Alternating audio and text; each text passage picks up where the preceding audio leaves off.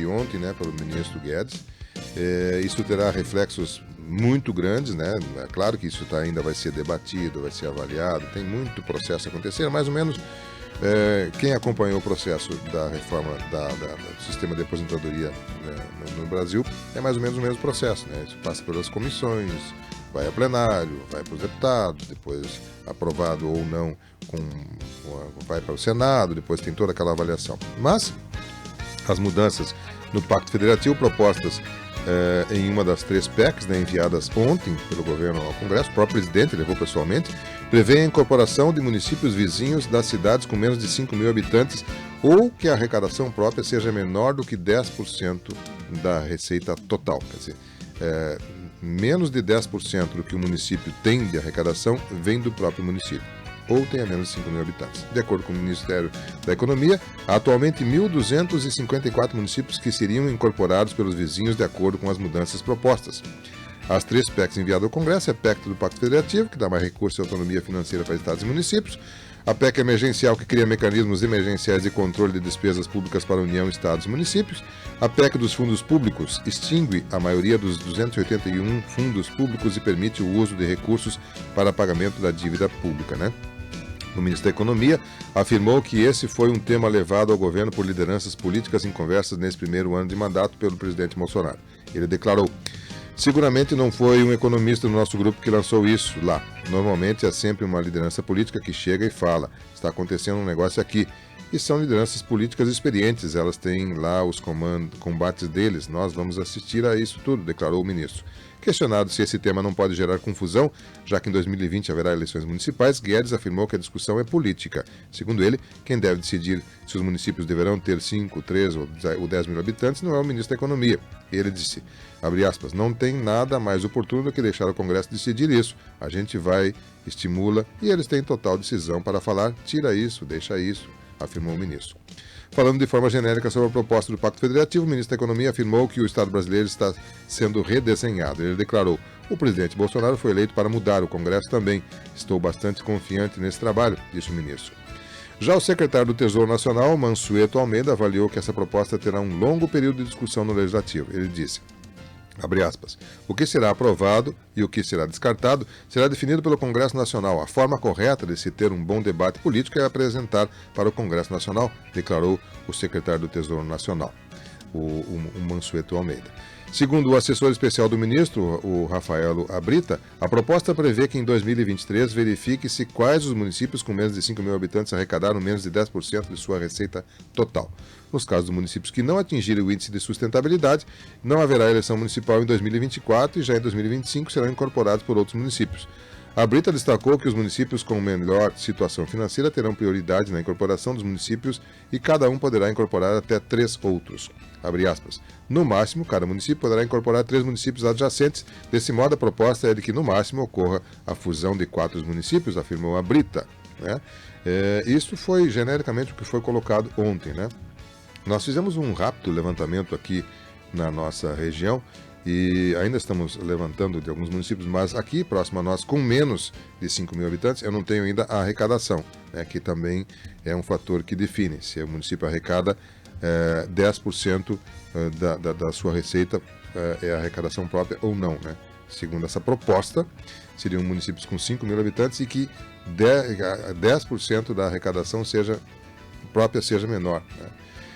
Mas aqui na nossa região nós temos Jari, que tem uma população estimada em 3.665, né? O último censo apurou 3.575, hoje a estimativa estatística era de 3.665, seria menos de 5 mil, e Quevedos, que estatisticamente teria 2.788 a população, né?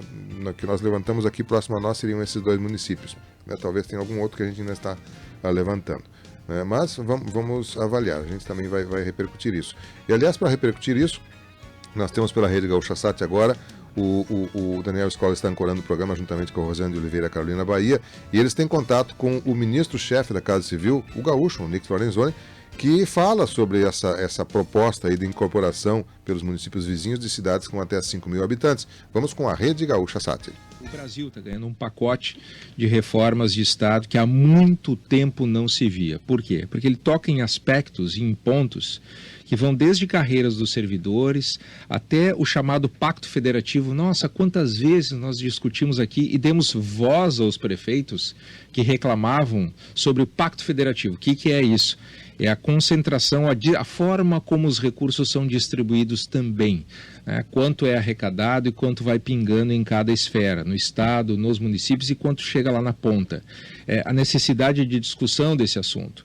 Também, olha, esse plano apresentado ontem, esse pacote, ataca em várias frentes. Tem algumas mais visíveis, outras nem tanto, e nós levaremos ainda alguns dias para... debruçado sobre ele, esclarecer todas as medidas e os seus impactos. Eu quero trazer aqui para o programa o ministro-chefe da Casa Civil, Nix Lorenzoni. Ministro, bom dia. Bom dia, Escola. Bom dia, Carolina. Bom dia, Rosélio. Bom dia. Os ouvintes da Gaúcha. Muito obrigado por nos atender nesta manhã. O senhor esteve ontem com o presidente Bolsonaro, participou da entrega desse pacote. Ele me parece, ele tem várias frentes aqui. Eu quero começar com essa que me parece a mais visível e a que está provocando maior discussão hoje, que é essa proposta do governo de limitar o número de municípios. O que o governo pretende com isso, ministro? Bom, primeiro eu acho que a gente precisa, só para dar uma contextualização, né, no nosso ouvinte, lembrar que durante a campanha, o presidente Bolsonaro, que trabalha com a verdade, governa com a verdade, o presidente Bolsonaro se comprometeu no plano de governo, que por mais de uma vez eu conversei com os ouvintes da Gaúcha, em ter mais Brasil e menos Brasília. Durante as últimas décadas, o que nós assistimos foi a concentração de poder e de recursos da União aqui em Brasília, em detrimento de estados e municípios, que foram de maneira lenta e gradual, já desde o final do governo Sarney, com maior força no governo Fernando Henrique, depois nos próprios governos petistas, os governadores e os prefeitos foram reduzidos a meros gestores, né, de folhas de pagamento, com extremas dificuldades de poder fazer investimentos e devolver, né, para a sociedade o fruto do nosso trabalho, que são os nossos impostos, né? Então, hoje, por outro lado, nós temos uma duríssima realidade fiscal hoje no Brasil e que não tem remédio. Ou seja, o que tem como alternativa para o nosso amado Rio Grande aí, né? É entrar naquele programa de recuperação fiscal que eu disse desde a época que ele foi proposto da tribuna da Câmara, eu não mudei um milímetro, na minha opinião. É um programa muito ruim para os estados e para a própria União. Então, quando ontem se leva a discussão do Congresso Nacional por proposta do Poder Executivo, 3 PECs, a PEC do Pacto Federativo, que aumenta a flexibilidade do orçamento para permitir que mais recursos possam ser transferidos para estados e municípios de maneira direta. O que é essa PEC? Essa PEC é o presidente da República abre mão de poder. Quando que a gente viu isso no Brasil? Essa é um conceito muito importante. Depois nós temos a PEC do equilíbrio fiscal, ou da emergência fiscal, que cria o Conselho Fiscal da República, ou seja, cria um órgão que vai poder ajudar, monitorar, buscar alternativas, exatamente para que as cidades ou aqueles estados que têm uma situação fiscal conturbada, né?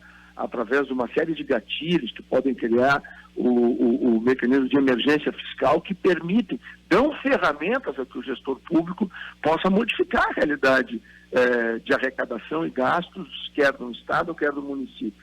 E depois a PEC dos fundos públicos, aonde a gente vai tentar liberar aí 281 fundos, muitas vezes, por exemplo, o ministro Moro, né, precisa às vezes de 1 milhão e tem lá mais de 1 bilhão em fundos que ele não tem como acessar da mesma maneira. Ministro, deixa eu interrompê-lo rapidinho, só para a gente pegar um desses pontos que me parece que entra na prioridade do governo. Ontem o líder do governo no Senado, Fernando Bezerra, que vai na prova. Que o emergencial, né, que a PEC emergencial já entraria agora em negociação para ver se consegue votar nesse ano. E ela é bastante polêmica. É essa que propõe, entre outros pontos, a redução de até 25% na jornada dos servidores públicos. O senhor acredita na viabilidade... Entrar, né? Não, pois é, isso que eu quero que o senhor explique para a gente. O senhor acredita na viabilidade da aprovação ou da negociação desse ponto ainda nesses meses antes do final do ano?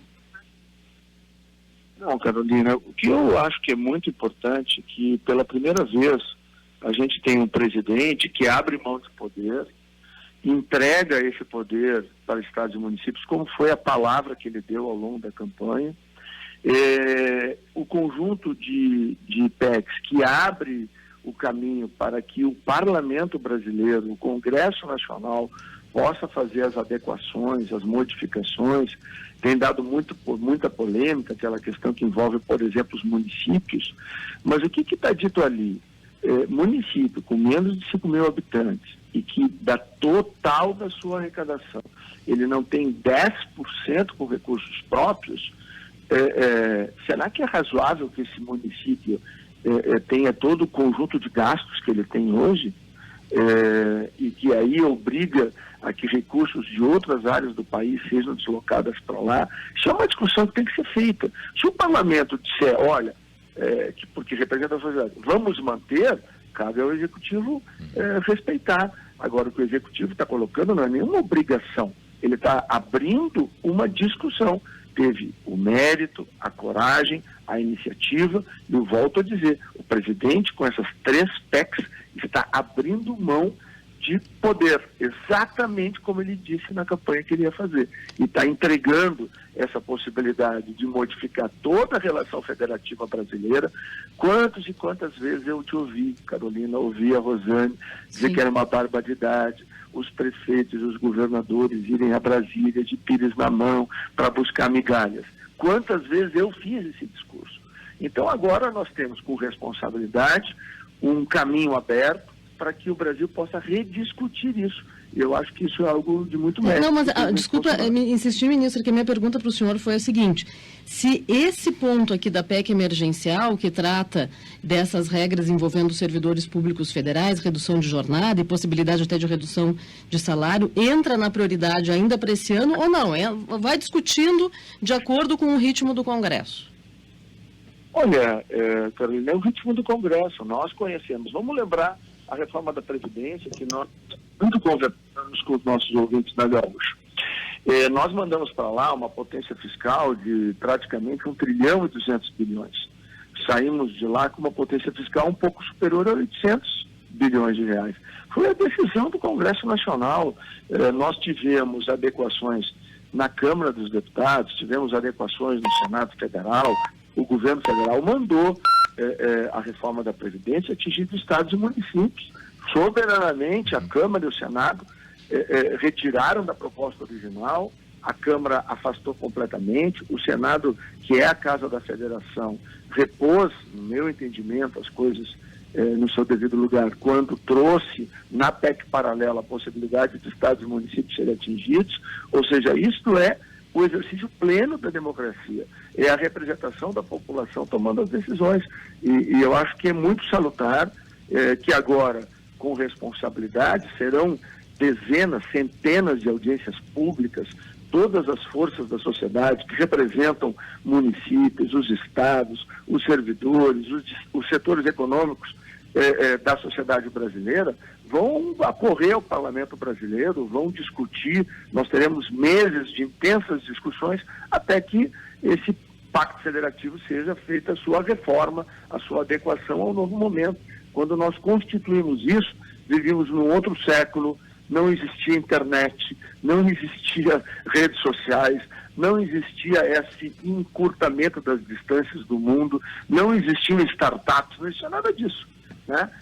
Nós vivíamos um mundo muito diferente do de hoje. Então, será que não é adequado a gente fazer a readequação do Pacto Federativo, voltar a fortalecer os municípios, voltar a fortalecer as unidades federativas, diminuir o peso da União? A União está determinada, o governo Bolsonaro vai sim privatizar, vai sim vender tudo que é possível, vai sim dar passos atrás para que a sociedade dê muitos passos à frente. E essa retomada da confiança interna e externa, olha, eu acompanhei o presidente na China, nos Emirados Árabes, no Catar, na Arábia Saudita, temos programado agora uma ida aos Estados Unidos e Canadá, depois iremos à Inglaterra, à Itália e à Rússia para buscar investimentos para o Brasil. Só um único país vai investir, e nós estamos organizando a partir dessa semana um conselho de cooperação entre o Brasil e a Arábia Saudita. Só a Arábia Saudita, que tem mais de 800 bilhões de dólares no seu fundo soberano, vai investir 10 bilhões de dólares no Brasil, Ministro, a partir agora de janeiro. Então, Ministro, são avanços importantes. Ministro, o senhor acabou de reafirmar a sua opinião de que o regime de recuperação fiscal é ruim para os estados e é ruim para a União. O senhor até já tinha dito aqui na Federação recentemente que era improvável que o Rio Grande do Sul assinasse a adesão ao regime neste ano. Pois bem, nós estamos chegando já quase a metade de novembro, e o Rio Grande do Sul ainda não assinou. Agora, tem várias dessas medidas que são previstas já no regime de recuperação fiscal, entre as quais a redução dos benefícios fiscais que são concedidos a empresas. Diante desse pacote de medidas apresentadas, o regime de recuperação fiscal fica congelado? Há a possibilidade ainda de que o Estado venha a aderir a esse regime pelo modelo antigo, ou agora vai se esperar pela aprovação das novas medidas? Não, a lei está vigente, o Estado pode aderir, não há nenhum problema em relação a isso, né? O que eu sempre defendi é que a gente tem que dar um outro tratamento. Nós temos que viabilizar a recuperação do equilíbrio fiscal dos estados.